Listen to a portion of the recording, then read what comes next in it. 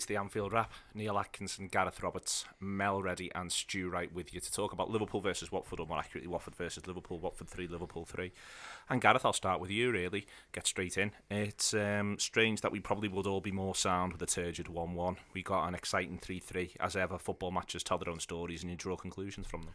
Yeah, it's all about the context of the way it went, really, isn't it? I think first game of the season, the Coutinho situation, everything else, it kind of felt like we needed a performance and a result to sort of clear the decks and give everyone a little bit of a positive boost, and we didn't get that. But we were close to it, and I think that's what's so frustrating about it. To play as abject as they did in the first half, and then to bring it back and get into the game and get themselves in a winning position after playing some good stuff and scoring good goals, and then to throw it away so stupidly again. It was hard to take, and it felt like a defeat. I actually woke up on Sunday.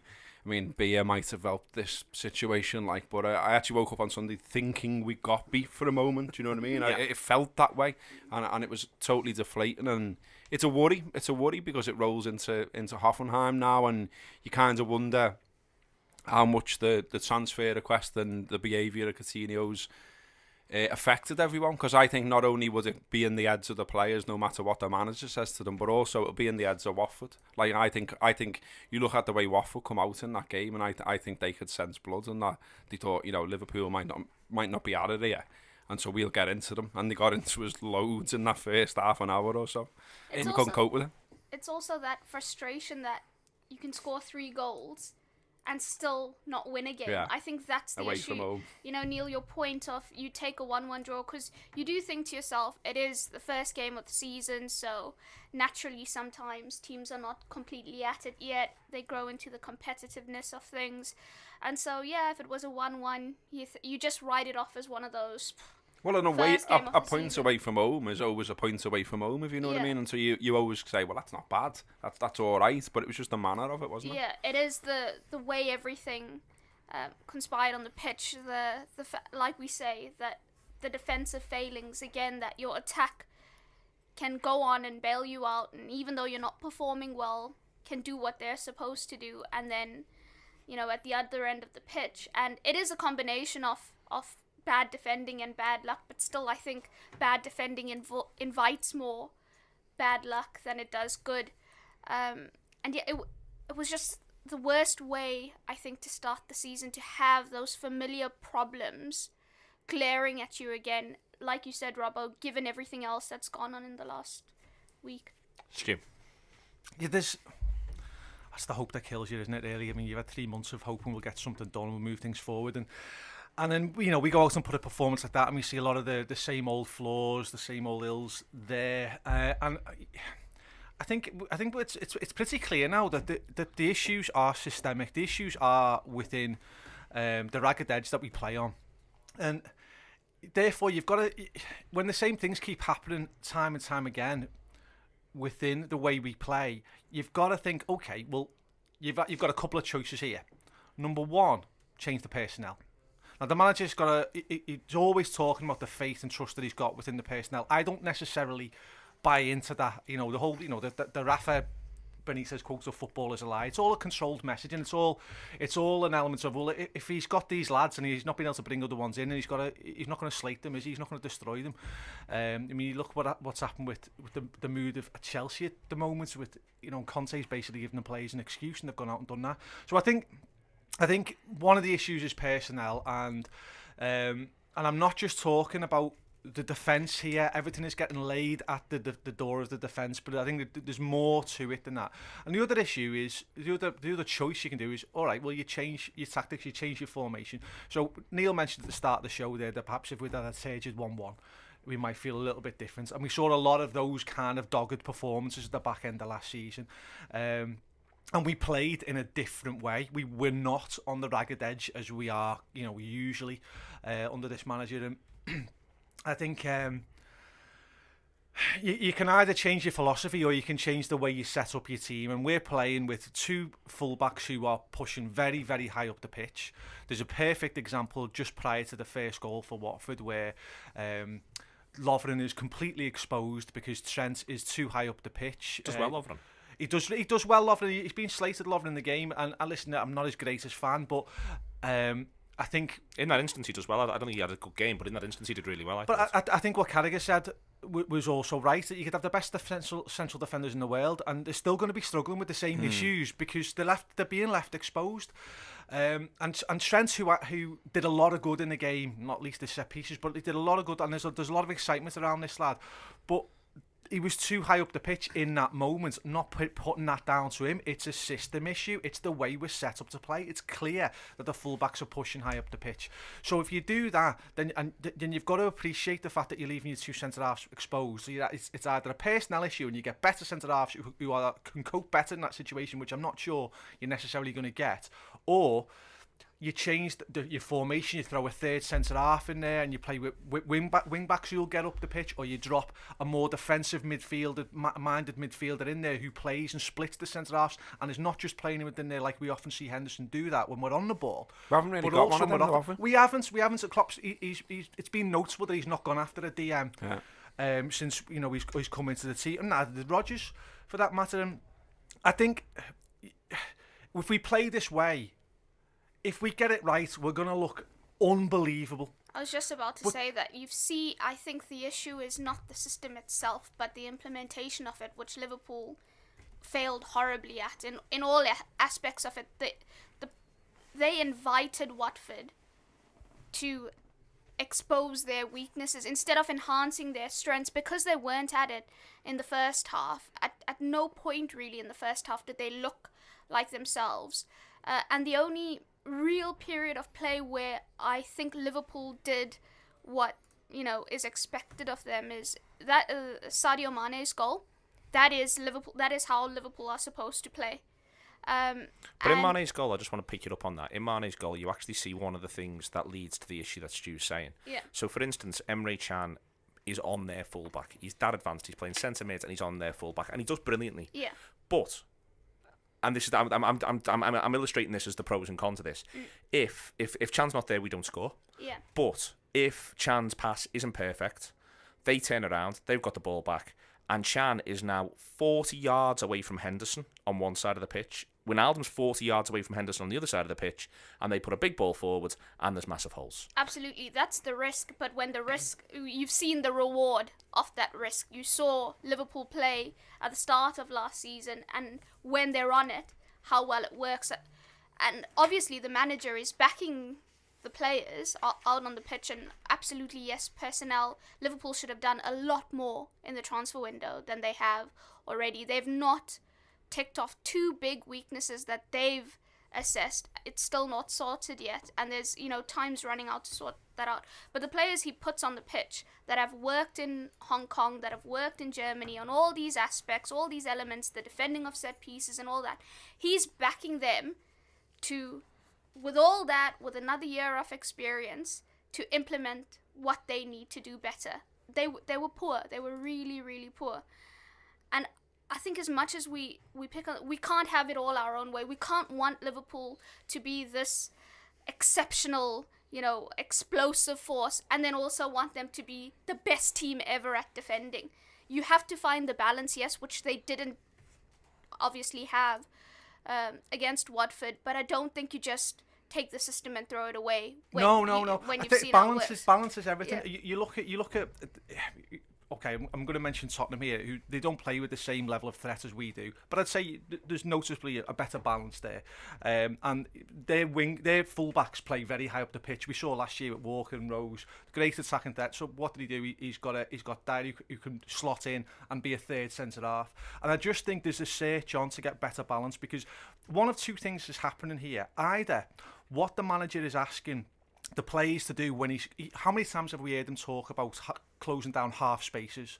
Well, what Neil just described then about the spaces in between the midfield, that's the half spaces, isn't it? When we see it for Watford's second goal, Gini Wijnaldum, I mean, he left the space like a bus could drive through, instead of moving across to support and close the space down between him and where Emre Can and Henderson were trying to close down the ball, and that led to the goal.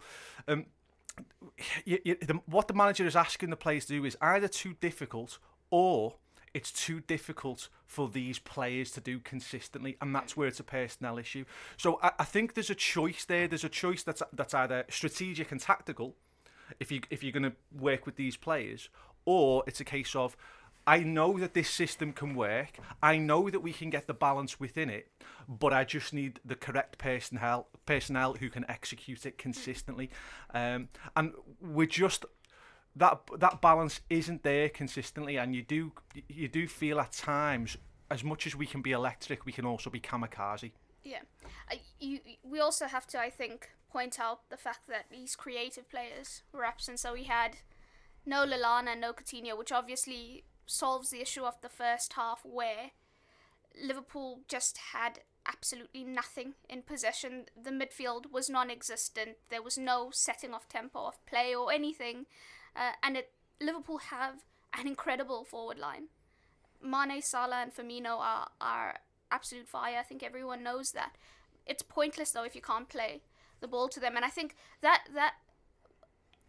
issue there then put the pressure on their weakness, which is what I'm saying. The fact that you can't impose yourself on the opposition in the way you want to then encourages them to come, okay, you're not doing what you're meant to do or what you want to do with us, so we'll just do what we want to do. And I think the fact that Liverpool just could not in any way inject any sort of inventiveness or properly supply their attackers. I think Salah ended the first half with 11 touches. If that is, you've got dynamite there, and you've just not playing the ball to him. And those annoying clip balls over the top with no thought behind them, just continuously doing it without understanding whether it's the right time to do it. Are the centre backs exposed enough to play that ball? But I think part of that, we'll let Gareth talk in a minute, he's having a lovely time. Yeah. I think part of that though is the idea there, and I think that's why you see Chan and Wijnaldum where they are, because the idea is you're turning them around, you panic them. If the ball comes off, great, you're in behind. If the ball doesn't come off, Chan and Wijnaldum should be winning those seconds, and they're picking up the bits, and then that's the idea that you're pressing. Suddenly you've got the ball, you're 10, 15, 20 yards minimum into their half of the pitch. And I thought that was what the plan was. So that's one of the reasons why Chan and Wijnaldum are 20, 30 yards away from Henderson, is that's the idea here. So they get it, they run. But then what was happening was they weren't picking those seconds up. Liverpool weren't picking those seconds up. Then it's coming back at them, and Henderson's going, hang on lads, this fella's 9'3". And all of these fellas are around and they know exactly what they're doing, and they're actually winning their second balls, and we're in real trouble here. And I thought Henderson was really poor first half, and he was on his own, but he was still really, really poor. A couple more tactical fouls in there wouldn't have gone amiss. But my point is more, I think that is the plan. And but you know what I mean. Certainly in the absence of Coutinho, I thought that was the plan first half. The plan makes sense. The like we've said, the execution of it is completely flawed, because even winning the ball back is one thing. When you win the ball back, you've got to know what you're going to do with it, and there wasn't enough good stuff done in possession, which again just changes the balance of play in Watford's favour, because you're not punishing them in any way. You're winning possession and then not doing anything. So that's why I think there was so much frustration over the performance, and that's why it felt like a defeat, because you know what it's supposed to look like, you know how it's supposed to be, you can tell what the intention was, but you're looking at it and you're thinking, has nothing been learnt? Or I just still worry about the sort of mental fragility here. About, I wrote something saying, when you watch your team on the first day of the season, what you want is not to be saying that's the same team again, that's the same old Liverpool. That's, you said at the top, Stu, about you're seeing the same problems again, and they haven't been remedied. And I think when you see you've still got that goalkeeper, you've got Albi Moreno back in the side, you've got Lovren in the side, all those three, our supporter base doesn't trust them at all. And I wonder whether the players in the team trust them as well, for the same reasons. And there's fingerprints, certainly Mignolet on two of those goals, I'd say. I've watched them over and over again this morning, and just think he looks poor on a couple of them again. And if we're having a goalkeeper chat again, I'm wondering why we're having it again. And I'm wondering, to be honest, why Moreno's back in the side. I didn't think he did that badly in general, but I just think in general the trust with him's gone. I think he's had his chance, he didn't take it, and this idea that he can come back and be this super player is hard to wash. And pulled some.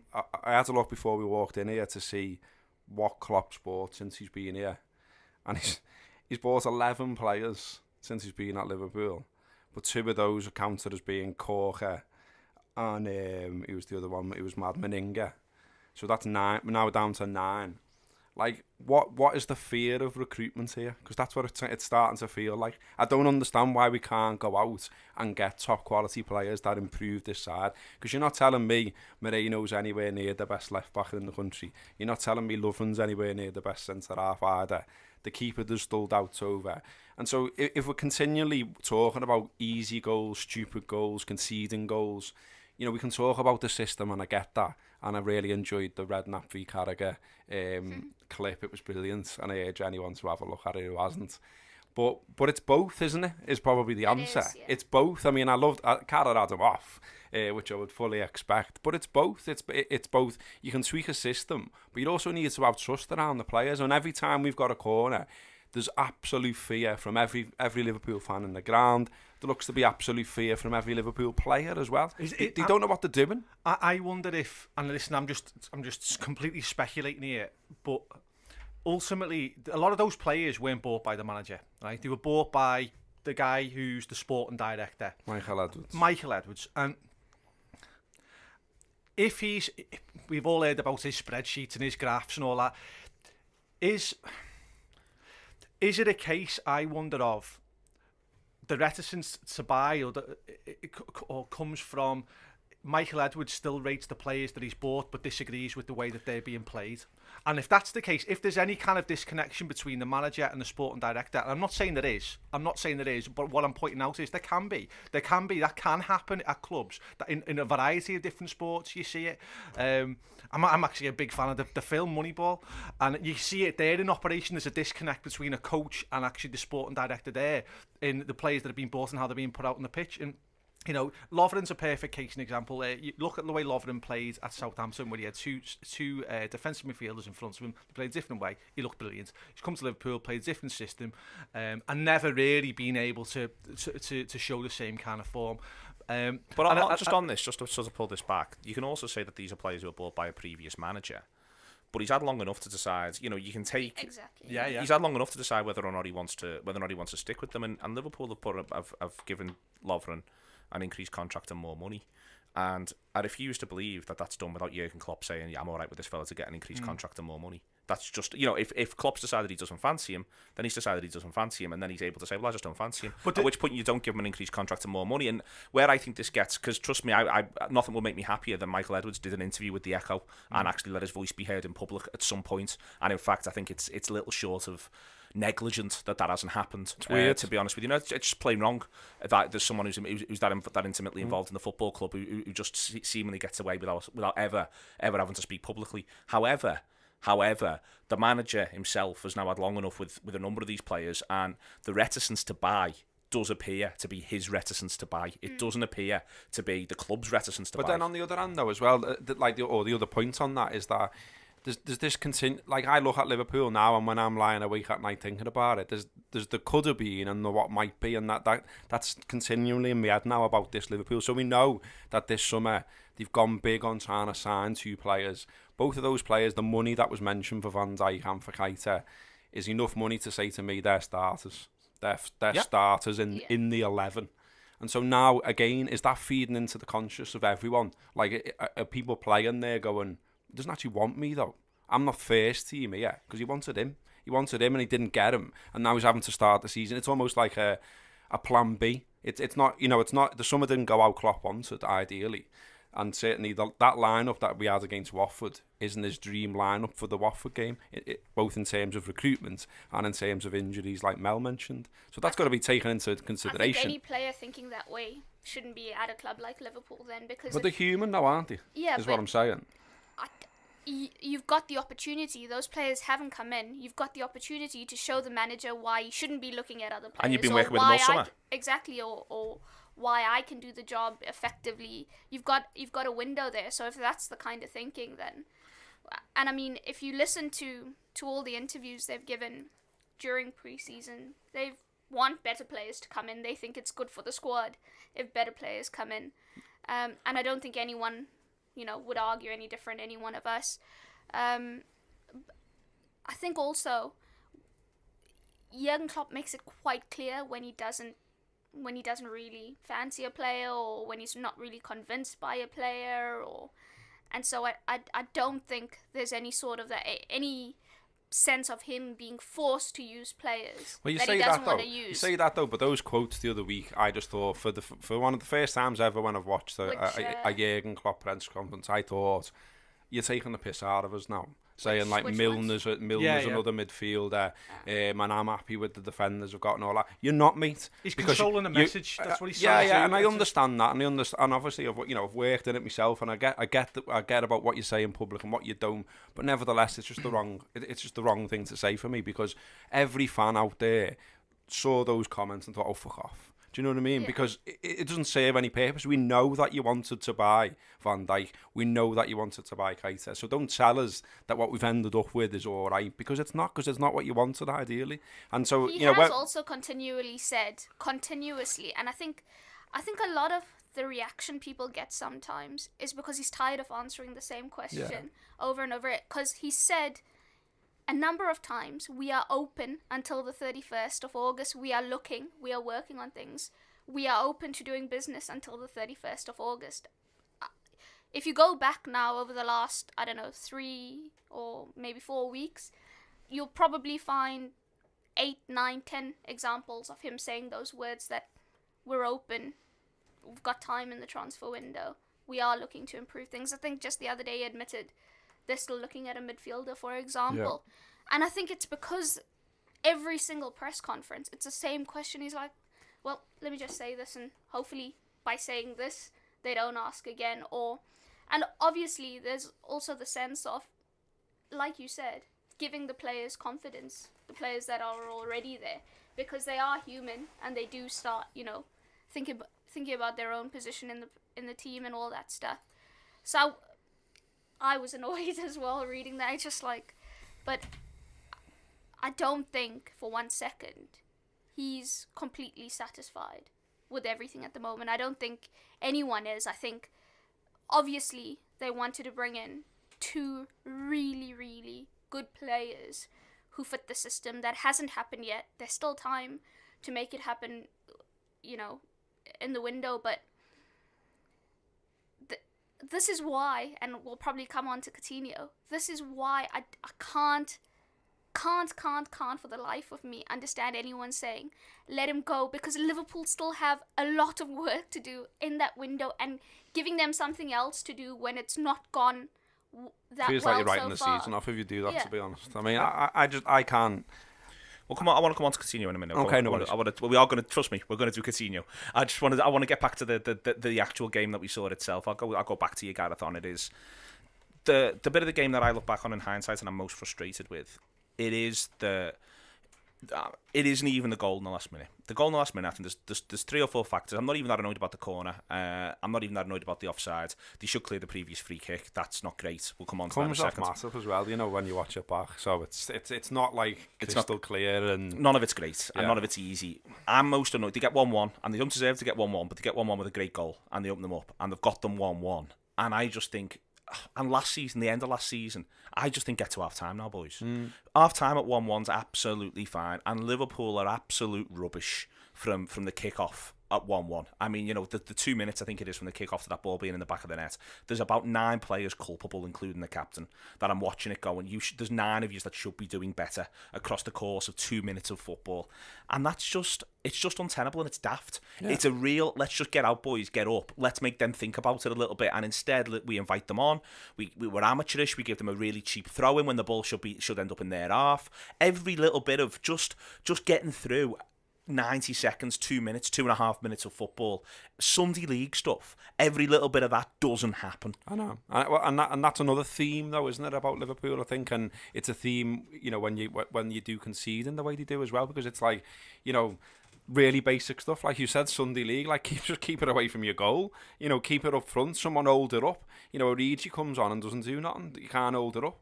Well, why didn't you bring Solanke on? He might have been better at holding it up. I don't know, but the ball wasn't sticking all game hardly. There's a patch, obviously, when Liverpool get in, they scored the goals. But first half, they couldn't get out. There was no out ball. There was nothing was sticking. There were so many players that seemed off the game. It was unbelievable. And, we mentioned Salah earlier. I thought he'd come into it, but I actually thought he was struggling when he got the ball, and maybe that's why he wasn't getting the ball, because there's a couple of times, there's one where he's in space and he just needs to take a touch, and he's trying to do a first time cross, and it's like, lad, just take the touch. There's another one, bit of a poor shot, and he was struggling to get himself in it. But there was just nerves right through the side all the way through it, real anxiousness about it. And I wonder whether, Mel mentioned the link to a midfielder. I think it may be telling that he actually said experienced, used the word experienced. And I wonder whether that's something he's seeing as a trait that's needed in this side. Because I think we need that. I'd like to see someone a little bit of an older head who can do what you're saying, say, lads, just take 5 here.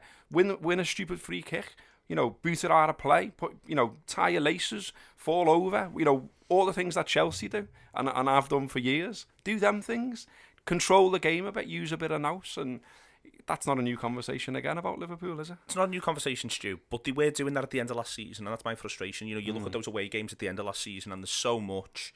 there's so much gnarl, and there's so much, right, this is how we just get through the next 5 to 10, all the way through. Watford away is actually a great example where practically nothing happens in the second half of Watford away last season. Liverpool, and sure, that's the case. It's only late on when they absolutely lash the kitchen sink, they get themselves a decent opportunity. But I was watching that, just to focus on that first half patch there. I was just thinking, boys, this isn't that difficult. You should all know what you're doing. I think, listen, Watford were clever, and I think it's important to say Watford were well set up. They cut the passing lanes really cleverly. They were, when we're all saying it was difficult to hold it up, I kept seeing Firmino coming deep, and it was like Watford were tempting Liverpool to play the ball into Firmino's feet, as if to say, but they had 2 lads either side who would have come and scissored it straight away, and it looked like they knew what they were doing. Watford, for half an hour especially, they knew what they were doing. It's important to say that. But you want to see the Liverpool side solve those problems, to be honest with you. And first half especially, and as I say, in that period after they go 1-1 to 2-1 all the way through to half time, they just didn't look like solving them. Yeah, you're absolutely right that I think the Watford manager had set his team up right, and they'd done the job, and they were very good tactically, and it gave you could see in the first 5-10 minutes. You could see our midfield in particular looking like they didn't have answers to questions that they were being asked. And there was a case of us not being first to the second ball repeatedly. And it felt a little bit like, it didn't feel as bad as that first trip that Klopp had to Watford a couple of years ago, but there was an element of us being bullied, I felt, in midfield. You did feel like we were second to everything. And were we just too complacent, too lethargic going into it? I mean, you'd never think so first game of the season, but there's a build-up, isn't it, towards first of the game of the season, where there's an excitement of what we're going to do. And I don't think Watford probably thought as much necessarily just focused on themselves. I think they focused on us, how we're going to stop them, because they're Liverpool. We're going to stop them, and then we'll play off that. And I don't think we probably paid them the same level of respect, and maybe we shouldn't anyway, because we are Liverpool. But the midfield found that hard, and I do think what you were saying then, Gareth, about experience in there. I've been saying for a long time, we need a general. We need someone in there who's actually going to, grab the game by the throat, and maybe grab some of the players by the throat in the dressing room, and have a bit of accountability, point some fingers. And this is not me decrying Henderson in any shape, way or form, because I think he's a great player. I think he's a really good leader. I think he's a good captain. But I do think we're missing more characters and bigger characters in there. A nasty bastard, maybe. Yeah, we are. That's what we. That's what we need. I mean, I always refer to type on this, and sorry for regular listeners, but I mean, like a Mascherano or something doesn't let some of those things happen. I don't think at times. But unfortunately, there's less of them in the modern game. Yeah. And you can get away with. You can't get away with as much now. Yeah, and all that. Yeah, and perhaps the nastiness isn't necessarily what you do into the opposition's ankle. It's more the case of the accountability that you're holding, amongst your teammates. But it's sort of like that lung busting thing though as well, where you're not giving up a lost cause, if you like. I mean, I think it's the second goal. If you watch Henderson on that, he's just not great. Him and Chan, I think, try and put a challenge in between them over on the line, and they don't win it. and the ball goes behind him, for me, he should be following that in. He should be following that in, and he might be able to get involved again in another phase of play and get another challenge in. He's just jogging. He's just jogging, watching it. Yeah, but I also laid the blame's a harsh word. No, it's not. I laid the blame at Gini's door early for that. Had a poor game. Because, you know, Emery, Chan and Henderson, rightly or wrongly, they'd gone over to close down the ball, and they've lost. You can lose a duel. But what Gini hadn't done, he wasn't behind them. You've got to move. You're on a piece of string, aren't you? And the gap that he left. Not anticipate, yeah. He'd switched off, but not only that. When he realised, too late, but when he realised, what was the lad who scored? Dakara. When he came through the space, and then, if you like, in the second phase of play, started that move that led to him finishing it off. Gini then saw that and started to track him, started to follow him. But as he entered the box, stopped. And the lad then had a free tap in.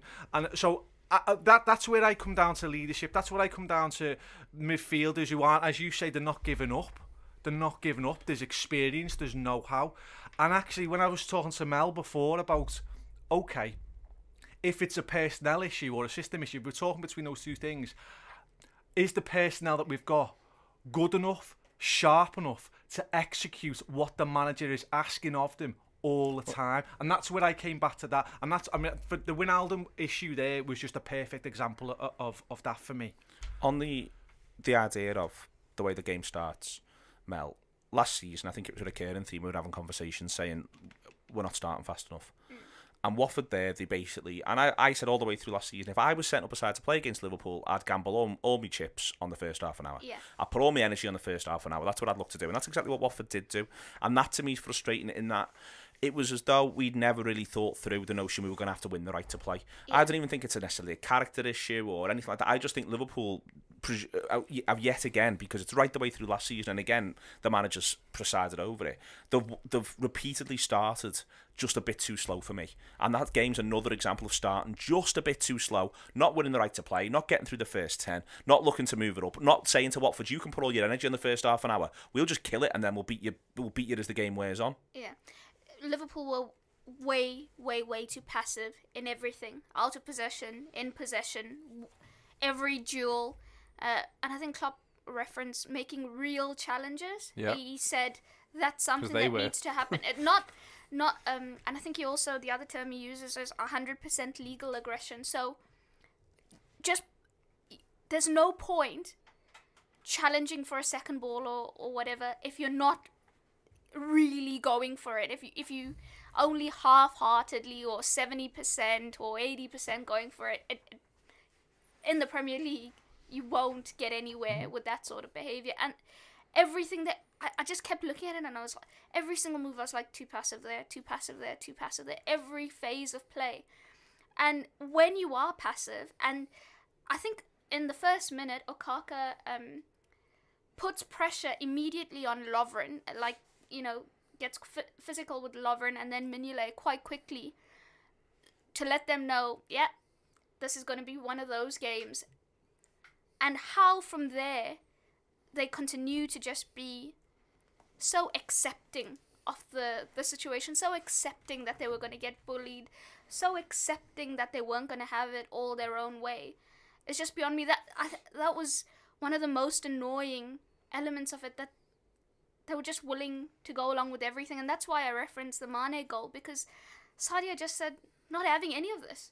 I'm going to get the ball, going to, drive possession on, going to play a pass, going to receive it, going to move, do all the things I'm supposed to do. This is how we're supposed to play, lads, let's remember.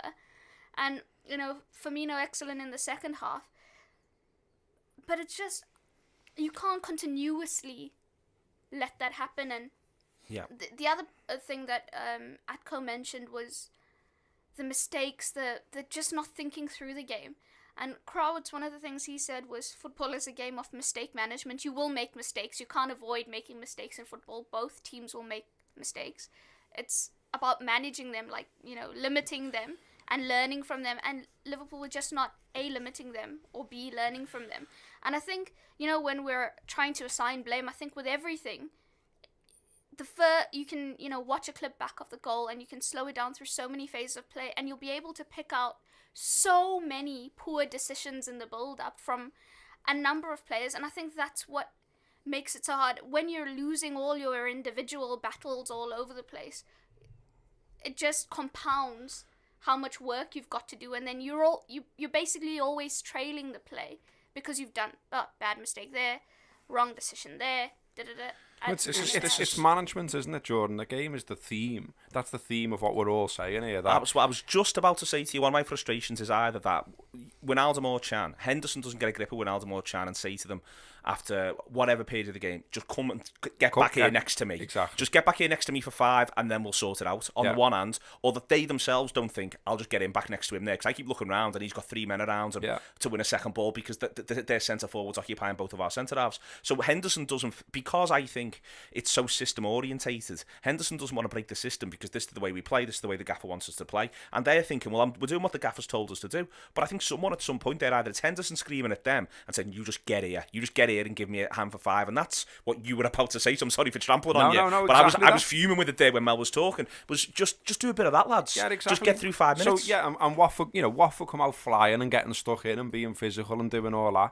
So sound, like I said before, we'll just go down then, win a few free kicks, break up their tempo, work your way into the game and then realise when it's the time to go for it, right? We've got a little guy. So, you saw Watford tired, didn't you, second half? That's one of the reasons, Liverpool did play better, but also Watford tired. Like, they couldn't carry on that press and that physical thing that they were doing. Akaka was hands on hips on 20. Yeah. Yeah, I know we messaged about that, didn't we? And it was like, so, again, reach that point, don't concede, reach that point, and then notice then, right, they haven't got it now. And here we go, lads. Go. We're not talking about. We're talking about Henderson, Can, and Wijnaldum there. You mentioned experience before. Us needing, the manager saying we perhaps need an experienced head in there. Which one of them is inexperienced? Do you know what I mean? What I'm getting at is that game management issue. They should be doing that. I know. Yeah. They should be. Do you know what I mean? We don't need an old head. The amount of games that Henderson's had for Liverpool, that's like top flight games. They've also shown before that they can do it, as we said the back end of last season. I think this is why he looks so frustrated, Klopp, afterwards, is because this is, fellas, you know how to do this. You should know how to do this, and I can't deal with the fact that they've not done something because they're worried about the system, or I can't take that point, because even when they receive instructions and stuff, they don't get this flurry of information like you have to do exactly this. It's, lads, here are the spaces we can expose. Here's where we can turn them around. Very basic things, and assess the game. My Wijnaldum and Can thing was they wanted to go and enjoy themselves too much. That was genuinely my frustration. They wanted to be playing in their half too much. I was just going to say that. Like, they're all well, Henderson's the only one really, and even then he's been transformed into that role. But the three of them, none of them are really defensively minded in the careers, are they? And I think, Can loves getting forward. He loves doing his tank thing where he's bombing down the wing, and that touch he made and that run he made was quality. But that can't make up for the fact that he's not on the scene when we need him to defend. And Wijnaldum's being a number 10 and all that sort of thing. And so, again, it's a new thing for him to be asked to do. They all want this amount of defence. Yeah, they all want to do the nice stuff and get involved and play pretty football on the edge of their box and score the boss goals, which they did do. But they've got to be able to do the other stuff as well. They've got to be able to dig in. Because they've got to enjoy it. Well, but there's another 6-7 sides that are going to do exactly the same thing as Watford. Minimum. Made me laugh. I've only caught highlights of most of the other games, but West Brom have signed even more Crocs. You know what I mean? You know what I mean? And it's like, Pulis is not changing the way he plays at any point. I'd imagine if you go to his training session, say it lasts for an hour, fucking 45 minutes is doing set pieces. Do you know what I mean? And so when Liverpool play them, it's going to be it's going to be the same again and the same again. So it's again, the frustration is, I think, that this early in the season, you're able to say the phrase, rightly or wrongly, or allow everyone else to say the phrase in football, same old Liverpool. Well, my frustration is, and I've got it down on the agenda here, is that the midfield's too flat. And this is where I do actually, while I thought he was poor first half especially, I do sort of cross Henderson off this list. I mean Can and Wijnaldum. And what I mean is, bar the goal, and you always sound like an idiot when you say bar the goal, but bar the goal, I didn't see how Can and Wijnaldum were helping the front three. At all, and I didn't see how they were helping the defence. And if you're in the midfield and I can't say, well, you could see how he was, say what you want, he neglected his defensive duties, but he didn't have to make a lot happen. Okay, we're at least getting somewhere. Or, well, I didn't feel like he got involved and joined enough. But that said, you know what I mean, at least he was there on the scene when we needed him. And I think Henderson, as I say, I thought he was really poor first half especially. But at least you were able to say, well, he's trying to help the defence. At least you could see it was on his list of things to do. whereas you know, that was watching the rest of them, I was just thinking, lads, you're not actually this attack feels completely disjointed. You're not supplementing it. And meanwhile, there's all sorts happening back here that could do with another pair of hands. Absolutely all sorts. Yeah. And the point you were making that Emre and Genie wanted to, you know, do all the nice stuff, the attacking stuff. You know what? It's fine if you do it well, lads, because then you are actually supplementing the attack and you are playing to your strengths and you are putting all the pressure on them and you are giving them problems to solve. But that just didn't happen. That midfield was so painful. It was really, really painful in both elements. And I know, like, you know, people will say, I think Klopp's mentioned this before as well, but when you talk about defence, you shouldn't just think about the defenders, and I think that was an excellent example on Saturday of how the defence just was left. They were done no favours at all by the midfield, and neither was the attack really. Second half, to accentuate some positives before we move on to talk about Coutinho, Stu, I thought half an hour of Firmino's second half performance was just staggering, to be honest with you. All the things that we didn't see enough of first half were there. You could see him linking play, the movement's just tremendous, the touch, bringing everyone into the game. I thought it was a performance, I thought, of when you talk about sort of character and leadership. I thought you saw that in insofar as you can from a lad who plays centre forward. He just showed, got it, won his little battles, won his free kicks when he needed to, turned them round. He scores the pen, steps up and scores the pen, plays the ball through for Salah. That's right, isn't it? He plays the ball through for Salah for the pen, and then get on the third. It's a lovely dink of the keeper. I think it might just have crept in, but it sounds everything. I thought he was great second half, and I think I actually thought we got poorer when he went off, even though he had clearly tired, because he's at the centre of everything that we do well, and he just wants the ball. Tell you what, you took everything I could possibly say about Firmino's performance. I really wanted to talk about it. He was strong, wasn't he? It's night tackle. What do you reckon, Mel?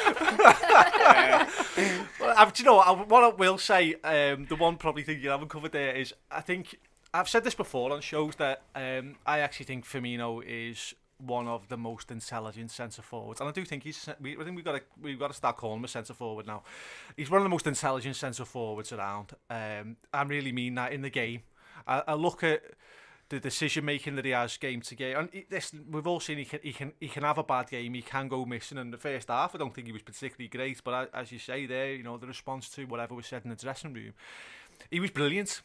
He was absolutely brilliant, and it's just the level of intelligence with him. I think he's one of these players that is so underrated by opposing fans and actually by opposing teams. I still, you know, a few years on, don't think sometimes that even defenders, home fans. Yeah, I don't think defenders have necessarily got wise to him, because he hasn't got anything definitive. You think he's not that quick, he doesn't look that big, he hasn't got a trick particularly. What is it? But I really think it comes down to he's got a bit of everything, but what he's got absolutely loads of is the stuff you can't see. It's what's going on between his ears. I think he's 10 steps ahead of most players in what's going on around him, but also in what needs to be done in closing down those spaces and winning the ball back in starting moves. I mean, he's our first line of the press. People always talk about Lallana being that, but it's Firmino. It's Firmino. And yeah, he had a cracking second half. I echo everything that Neil said. It's the two things I think we just spoke about: the passiveness and mistake management or decision making. And I think second half he comes out and he's like, right, no more passiveness. If I'm not going to get the ball from midfield, it's okay. I'm going to make things happen myself. I'm going to make things happen for those around me. And I'm going to make intelligent decisions, because that's what he does. He's got a great understanding of space, of how his teammates are going to use the space or what kind of ball they need from him in that sort of space. And he just sort of ties everything together, forces things to happen. And yeah, as we've all said, Neil's boxed off that performance pretty emphatically. but I think it's really great to see it from him in that context, because we've seen it when Liverpool are, aggressive and assertive. You can see him take the game away from teams then as well, or help in that scenario. But I think in this case where, you're looking around and you're thinking, who is going to make things happen?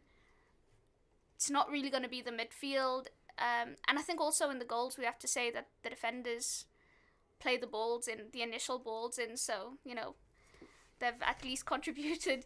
Heights scored at the weekend, didn't it? Yeah, towards helping at the end. Shut up, Robbo. Well. Just saying. Shut up, Robbo. But with all the talk... Tell him to shut up, Mel. With all the talk of the other Brazilian at the moment dominating things, it was good to see Firmino show that he can also, decide games, be the game changer. Manager made a big fuss of him when he went off as well. I noticed that one. Was desperate to get a grip of him. And I wonder whether it's probably been difficult for Firmino, what with it being his mate. All of that, Gareth, and all of that now seems a strange, troubling scenario. There's the manager's post-match comments, and I think they can be taken a number of different ways. I'm intrigued to find out what Mel thinks of them, but I think you and I are in agreement. I think it's difficult to read them in any sense other than the fact that the manager will probably now gladly let the player go, and he feels as though the club aren't going to do that. Is that what you think? It was weird, wasn't it? Like on this issue, he seemed to ask for permission first of all to even discuss it. Matt McCann says, "Yeah, you can talk about it if you want," and so he starts talking about it. But he seemed, look, he can probably argue in hindsight, I didn't quite sort of mean it that way, and I see in the Echo wrote something saying, no, we didn't mean it that way and all that sort of thing. But it was just a weird way to put things, to say, I've just got to accept what my bosses say. I've got bosses. I mean, why sort of bring that up? And like you say, it's hard then not to look at it and put two and two together and say, well, is he saying, the club have put that statement out and said he's categorically not for sale, but is he that let down by it? Because he starts the sentence by saying, the transfer request, I don't get it. And so that means, therefore, he's saying to me... No, I think he said, I didn't get it, as in the transfer request wasn't sent to him. No, I don't think he meant that. I took it, looking at his face and the way he said that, I thought he didn't get that Coutinho's put one in now. He doesn't get the behaviour, is what I thought he meant by that. And then I thought the way he goes on is that, you've done what you've done, and so I'm happy to let you go. That was how I took it. When I watched it, that was how I took it. And I've seen everyone, some people interpret it differently. But I thought even the fact that he isn't that clear on it is something in itself. He was narky anyway, and some of that might be down to the results. But in general, it just seemed to me that he was saying, look, you really let me down by doing that right then, and he has. And he has, because, he's trying to get out by brute force. He's trying to upset Liverpool at the worst possible time. Emailing something over when everyone's about to leave for London for the first game of the season is not great behaviour. And however you want to paint it. And he's doing it because, I think there's a load of levels to it. So it'll piss the manager off. It'll piss the owners off. It'll piss fans off. There's loads of fans now saying, nah, just sell him, fuck him. And you kind of think, is that part of it as well? So yeah, I mean, it's not great, and like I said before earlier on in the show, I think it does affect everything. It affects how the fans feel, it affects how the players feel, and at the moment right now, like Liverpool are just absolutely desperate for a result here. Like they've got to go to Hoffenheim and do something here, because this whole season feels like it's already like potentially falling off the wheels, and it's not the time of the season when you should be saying that. This is when we should all be dead happy and full of hope. Stu and then Mel. Yeah, just to echo what Robbo said at the end there, it does feel like the last 2 weeks of August, the season's on the brink. It does feel like there's going to be certain decisions that are made now that are going to dictate how we perform the rest of the season. And Robbo said then about the manager looked pissed off. Well, he's going to be. I think it's been a transfer window which started full of hope. We were so excited about all the opportunities next year. We thought, get two or three of the right players in, and we're going to challenge. Things are really moving forward. I mean, I was on a show with Gibbo a couple of weeks ago, and he was saying, there's such a feel-good attitude within the club, and it was evidence when you guys were on tour. And yeah, you didn't feel like there was a problem, did you? You didn't feel like there was no problem child player, Sacco aside. There was no real sort of issues, and you had this stuff. And look, you know, there's different theories about how these things end up in papers and all that sort of thing. But let's just say that a trusted reporter about Liverpool FC put out there at the start of this summer that Liverpool, that FSG were putting on the table the biggest kitty that Klopp or that the club had ever had to spend on transfers. That obviously raises expectations. Everyone rubs their hands together and says, good, because that's what Liverpool need. And then when we're at this end of the transfer window, with only a few days left, there's not long to go now. Everyone, also as well, I think every club must be looking at Liverpool and going, they're getting desperate here. And so that doesn't help matters either. But, you know, can you blame anyone who's pissed off now as a fan? And that's the thing, as the manager, he's got to be sat there thinking, well, we've not got who we wanted in yet, and maybe something's going to happen if we get through the Champions League qualify, and that's something I'm hoping. Maybe that's all going to roll on then. But he's saying we haven't got who we wanted in. I've not been able to train them over the pre-season, even if we do get them in late. And then just before the season starts, arguably my best player, my creative outlet that is actually going to make that front three fly. He is actually going to be the one who's pulling the strings for them and really could shape our season. He does this. He does it, or whether it's him or it's his agents, whatever. He's done this. He's pulled the rug on us. And if this doesn't work out over the next 2 weeks the way we need it to work out, and I'm not just talking about Coutinho there, I'm talking about that and the incomings that we need, unless there is significant movements over the next couple of weeks, then I wouldn't blame the manager if he's sitting there thinking, well, this is a wasted year. This is a year where we're not going to move forward. And if anything, you look around, you think United look strong. United look strong. They were in the top four last year. They look strong. City look strong. Jesus, have they enhanced their squad? And they've addressed their issues. They've both addressed of those the clubs. issue. Arsenal haven't got the Champions League, so we're in a similar position that we were in last year and can focus a bit more. And you'd look at it and think, we were supposed to be making the next step, and Klopp will have been excited about that. And then, just as you say, 24 hours before you're going for the first game, and the rug is pulled. Mel, he seems so angry with the footballer. That's the thing that I took from it. Whichever way you want to work out precisely what he does or doesn't mean by the comments, it's always worth remembering he speaks in his second language. He's a good communicator, but he speaks in his second language. However, the main thing I took from it was there's a level of absolute fury there with the footballer, and that becomes an impediment significantly towards the season if he can't find if the manager himself, in conjunction with the footballer, if he does stay, if they can't find a way back from that, then that is problematic given the sort of manager he is. He is no Rafa Benitez. Yeah. He's very much his own man, and he sees trust and the group as the most important thing. Yeah. I think when I heard the comments, and then when I read it back again, and then when I thought about it, there were a few things I concluded. He has been annoyed at this Coutinho question for a long time. I saw annoyance in the Audi Cup when he said there is no interpretation of the word not, and there was a big back and forth with the journalist that asked that question there. You know, when he was saying, how many times do you want me to say he's not for sale? I can't say it in any other way. There's no other interpretation. In fact, before that as well, I think it was in Hong Kong where he said, if I say he's not for selling, he's not for selling. I think this was another element of frustration that the owners have put out a definitive stance, and he's getting asked about it, which again then touches on I've got bosses, my bosses are now telling you, which is why before the transfer request comes in and at his press conference, he was asked again about the statement, and he said, the owners have said, I've been saying it all along, now the owners have said it, what more do you want? Why do you keep asking this question? So I think there's that. I also think he is completely annoyed at the result, for one, but more than that, the performance.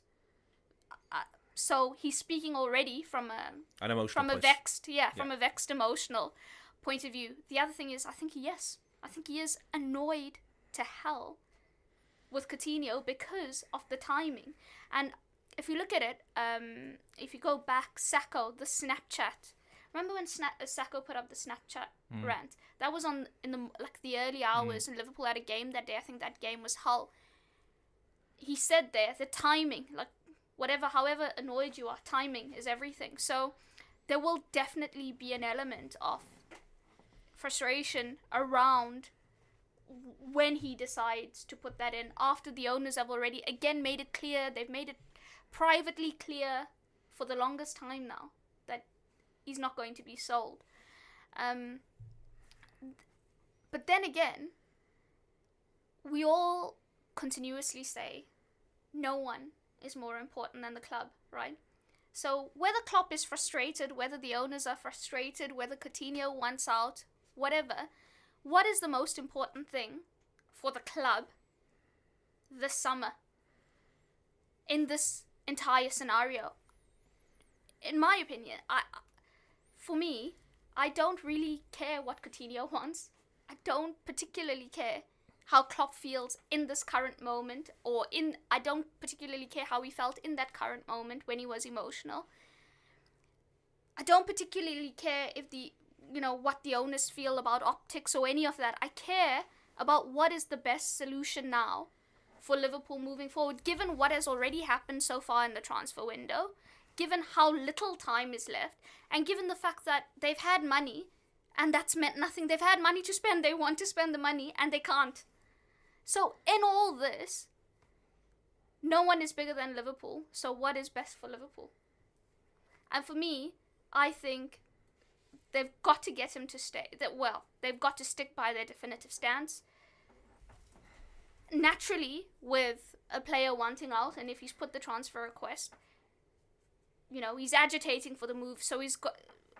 I think what was annoying as well was the absolute nonsense about not having a great relationship with Klopp for 6 months, being subbed off often, all this absolute nonsense that's come out. That's obviously more, or just adding to the fire. But whatever happens, you find a way to work things out, because essentially it's World Cup year, or leading into World Cup year, so he's got to perform. Before Coutinho comes back to Melwood on July 11th, I think it was, and was buzzing. Gave an interview about how happy he is to be back, how good it is to see his teammates, what a positive season it's going to be for Liverpool. You can go look on Getty off the images of him in training and stuff. Absolutely buzzing. Coutinho changed, and all the way through in Hong Kong, when Klopp's been talking about it, you look at his performances in the Asia Trophy. And everyone was doing the body language bollocks, and there was nothing wrong with his body language. There was nothing wrong with his performances. Training, he's had his head turned, hasn't he? Excellent in training in Germany and stuff. The fact of the matter is, the pressure on him has increased. And if you look around at Barca's other transfer business, if you just look at Dembele and at Borussia Dortmund, they can't negotiate a move for him. So the onus is on the player to force through the move. With Liverpool as well, FSG have made it clear, Klopp has made it clear, everyone's made it clear that they're not going to negotiate for Coutinho. So now they've put him in a situation where he's done the thing that he's actually not wanted to do. So Coutinho actually, it's not the worst thing in the world for him to stay at Liverpool. He was happy just on the 11th of July to be at Liverpool. He linked up well with Salah. He knows he can play really well with everyone with else, Firmino frankly. and Mane and everyone else. He knows he's the star of the team, the creative fulcrum.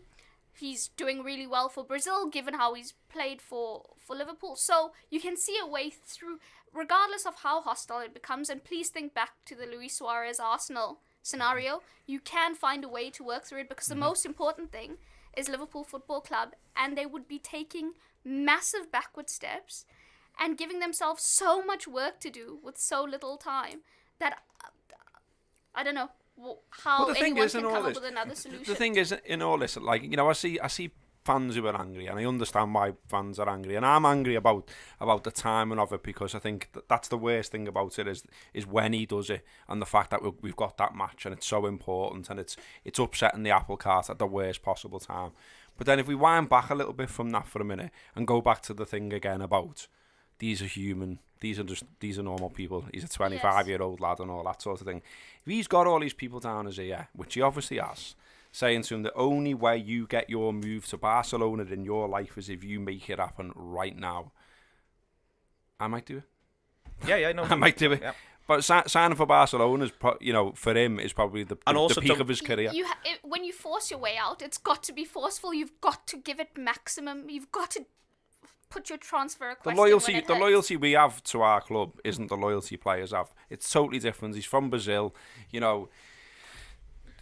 the new camp, Barcelona, the players they've got, the reputation they've got, but also home life. It might genuinely be that the family would rather be in a Spanish-speaking country, that they'd rather be in Barcelona, different climate, etc., etc. And I wonder whether all that he's been there before. When he was on loan. Yeah, when he was on loan, and his family love it there. Friends. Bezzies with the other bastard Suarez. Yeah. Yeah. He's also lost. He's lost. Like his bigger brother in Lucas. His family have lost now a social circle with Lucas going. Moreno, there was all that talk of Moreno being sold, and that potentially could still happen, who knows. Does he know the rubbish? Does he know that the rubbish and old? It's for the family. Like his wife, would have been socializing with those people and stuff, and she'd have more people to socialize with over there. So it is all these little elements that come into play. But I know, we're all annoyed when it happened, or at the timing of it and whatever. But from the other side, people have believed that FSG have been willing to sell him for the longest time, right? If they were, you wouldn't have to put in a transfer request. If they hadn't stuck to a very strong stance from the very beginning, he wouldn't have to force his way out. So there's one thing, the fact that they actually aren't willing to sell him. They haven't been willing to sell him. But the other is everything that happens now, because I think there was a threat or something like it will come out over the next few days about how poor the relationship has been between the manager and the player. I wonder if there's that is noise to force through a move. All that can be worked out. All that. I wonder if there's an alternative timeline as well here, though. You know what I mean? So is there an alternative reality where Liverpool got Van Dijk and they got Keita and they just sold them? Well, you saw that happen with Torres. The Suarez deal had already been lined up. We signed Suarez, and everyone's talking about, we'll play Torres and Suarez together. Next day, Torres is sold.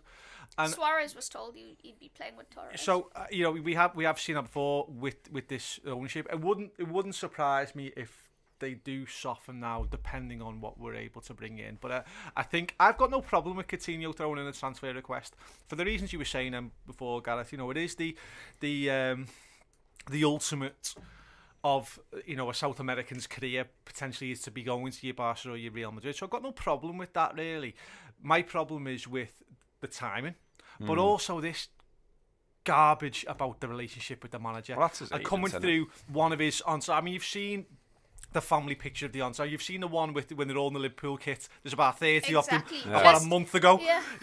And it's obviously it's one of them who's allegedly spoken to Sky and this message. But I also think there's another factor here. There's the pressure being put on the lad from Barcelona. This kind of ultimatum of now or never, which is a load of tosh, isn't it? Really, they'll be back for him.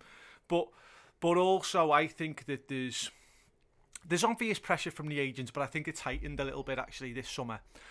We're reaching a point, and we've been saying this for years, but I actually think it's got to be more true now, and there are signs that it is. We're reaching a point of it not being sustainable financially, what's happening. You look at what's happened with Neymar this summer, but aside from the Neymar issue and the odd oil club that are state-run, it's the Premier League that have massively inflated the market because of the amount of money coming in from the TV rights this season. But look what's happening with Sky. Look what they've lost. Look what they've not been able to bid for now that BT are on the scene. Financially, they can't go any further than what they've gone on this deal. I'll be very surprised if they're able to break it in the same way that they were for this deal. And I think there's probably a sense out there with agencies thinking this summer actually could well be the height. I mean, I'll give you an example there. Everyone knows that Barcelona's swimming in cash because of the Neymar money. And they are desperate. Barcelona are absolutely desperate for some good PR for a signing. if Barcelona come calling for Coutinho next year and we've held on to him, do I think we'll get the same money? No. Absolutely not. I don't think that we'll get the same money. And not only that, the agent who's on a 10 to 20% commission there is not getting that same money. And the club as well have also, when the dust settles here, and there's 130 million bids on the table, and there's a conversation around, you know what, next season, if we do keep him, it might only be 80 million, which might actually be a fairer reflection, more accurate reflection of talent when you take away all the inflation of what's going on this summer. There may well be a softening. Just speaking on the money aspect, the element of it actually as well, Barcelona have that money. They're actually not willing. They're desperate. They have the money, they're desperate. But they haven't, in both scenarios with Dembele or with Coutinho, haven't put out a bid that actually turns a club's head and, where a club is thinking, So that's why they're putting that's part of the reason why the onus is on the players to force it through, because they don't want to pay that top price. They want the situation to be as hostile as possible, so they don't have to get to that, to where they're having to... Yeah, they haven't made a bid that you can't turn down. Yeah. They haven't gone, here's 130, and it's 130 up front. Exactly. Their base offers have been laughable in the current climate. What was it, £72 million, and then it went to the base for the next one was £77 million. What is that money in the market at the moment when you're coming in for Liverpool's best player at this time when preparations... The first bid was made in Hong Kong just before the first Asia Trophy game, and preparations there have already intensified. You've gone away on tour, you've recruited players in so you can push Coutinho back in midfield, and he can then feed them, and you've done all these sort of things. You're also thinking about your transfer business, and you're saying, okay, we want another midfielder, but remember we've also got the ability now to play Coutinho in midfield because we've enhanced that forward line. So all this stuff has gone on. Suddenly Barcelona, losing Neymar, think...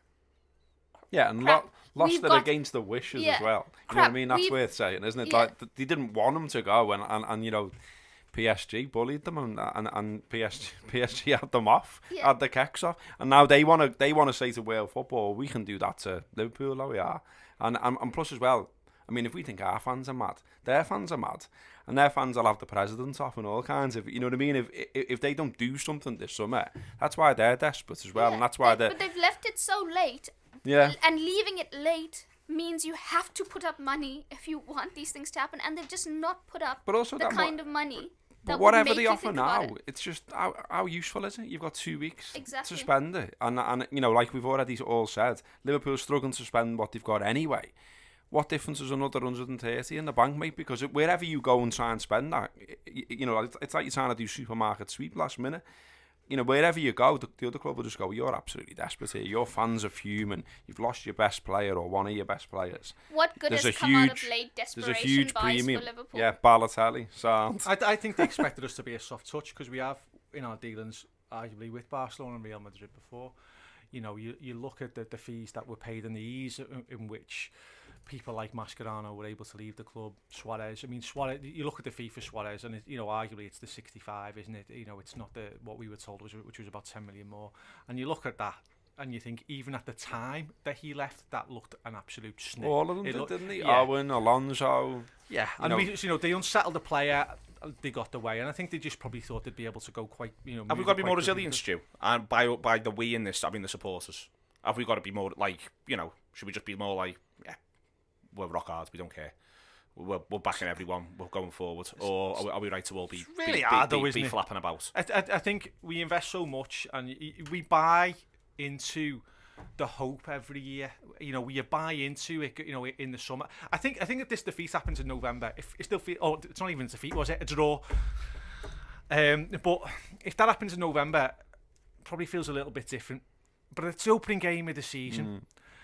And it's contextualised by the hope that we went into the market with, and how that's ebbed away. The frustration, mixed messages from the club of late, and then the Coutinho thing. And you wrap all that up in a bow, And it's hard to be resilient to that, Neil, isn't it? It's hard. And all of a sudden now as well, you've got like what always, the media thrives on negativity. The media thrives on conflict. But it does. It does though. It does not. All right, not you, but it does. And you look at headlines on newspapers every single day. Most of them are negative, and most of them are about conflict. And so right now, and this applies to football as well. Right now, people are starting to knock Klopp now. You had Joey Barton, Gobshite, coming out over the weekend calling him a German cheerleader and all the rest of it. Because obviously Joey's in a place where he can throw stones, isn't he? But I mean, that's the start of it for me. That I saw that and thought, here we go. And I can see our fans doing it as well. All of a sudden now it's like, but is he that good though? Is he that good? And all of a sudden now it's out in Klopp, where it's gone from. He's still the same fella that we got. He's still the same fella with the same track record, the same fella who can play this football, that can blow teams away, that got us all dead excited, that thought we were going to win the league, blah, blah, blah, blah, blah, that got us to 2 finals. It's still the same fella. It's still literally the same fella. He is still the same fella. I'd like to end the show there, but I can't because Liverpool kick off in less than 30 hours against Hoffenheim. Very, very quickly on this. It's one to get through, Mel. It's one to get the other side of. No Sturridge, no Coutinho in the squad. No Ben Woodburn either, which is quietly quite interesting, though we haven't got time to talk about it much now. It's... You'd have thought you're going to see James Milner in some position or another. He may not go with Alexander-Arnold, although I'd like him to. I'm not seeing a number of other changes. I think it's the same front three. I think Henderson plays one of Chan and Wijnaldum. I'll probably keep Chan in and then go from there. Yeah, it's not a lot you can do. I think, the second of 5 games in 15 days, so I think rotation will come later down the line when there's a little more tiredness and hopefully a lot more options in terms of having Sturridge back, having Coutinho back. It's critical now, not just because of Saturday, but also, like we've said, just in the wider context, to have a really positive game of football, performance-wise, result-wise. I think it's going to be a really difficult game, tactically taxing, but Liverpool should have enough to beat Hoffenheim. Should have enough. Yeah, I hope Milner plays left back away from home in this game. I'd go with the security of that. I think that would be the right move. If he plays in midfield, I think I'll be climbing into the bath with the toaster to watch the game. Yeah, but I think other than that, I wouldn't really change an awful lot. By the way, just for the sake of Paul Senior's health, can I just say that Matip on the show has got away with absolutely murder today? Yeah, he's absolutely got away. I don't know, Paul Senior will be at home, waiting for him to get slaughtered. I think Matip needs to up his game going away from home to Hoffenheim. I want to see him a good performance from him. I want to see a bit of leadership from the back from him, please. Yeah, that's fair enough. I mean, what I think is interesting about it, when you'd put down on the agenda, we'll talk briefly about what Liverpool could do in Hoffenheim. Already we're saying, aren't we? There's not a lot of option. And here we are. And this is why Liverpool still, if they can do something in this frigging transfer window. It's why it's strange he's only bought 9 players. It is very strange that he's only bought 9 players because, that. I'm sorry, hang on. How many's it? And 21 have gone in the same time, by the way. So 9 in, we're not counting Meninga and the other fella. Kolka. So 9 in and 21 gone. I mean... But probably you might be counting Meninga as one who's gone, so maybe it's 20 who's gone. Okay, I mean, not that it matters. I mean, this is the most splitting hairs thing ever. I know. But I mean, ultimately, he hasn't brought many in. And there's been... There's loads and loads and loads of fingers being pointed at FSG, and I think I can totally understand why, because... You do start to wonder about competence, about getting deals done, and I don't think it's unfair. And also as well, you look at the last time Liverpool reached the Champions League and what happened then. That was another disastrous window. People are. I always go on about players are human, fans are human as well, and it's absolutely right to worry and go, well, here we go again. Are we going to blow another opportunity when we could be back at the top table? Why aren't we taking this chance? Because the Champions League was supposed to be this big golden light, wasn't it, where players want to come to us now and it means we've got this money and blah blah blah blah blah, and the fact we can't spend it, well, it's disappointing, isn't it? All right then. More to come on the Hoffenheim game. We've got a European preview show that Gareth's going to be on tonight with John, which is called Under the Lights. Made up with the name, to be honest with you. I'm normally rubbish at naming things. That's on Tour Play. It'll also be a gutter show on Tour Play, which I'm about to do right now with Mel. We're running a bit late, Mel, so I'll sum this up quite quickly. £5 a month for tons and tons and tons of fantastic Liverpool content. If you haven't thought about it now, will be a fantastic time to do so. I would recommend it highly. It's all great stuff. We work our way through. We're doing, I think it's 7 shows today across the board, turning things around to get stuff out for you. That'll be out throughout the rest of the week. This has been the Anfield Wrap. I think it's been an absolute cracker in one sense. It's great that the football's back. Stu Wright, Mel Reddy and Gareth Roberts. You can ask for no more than that.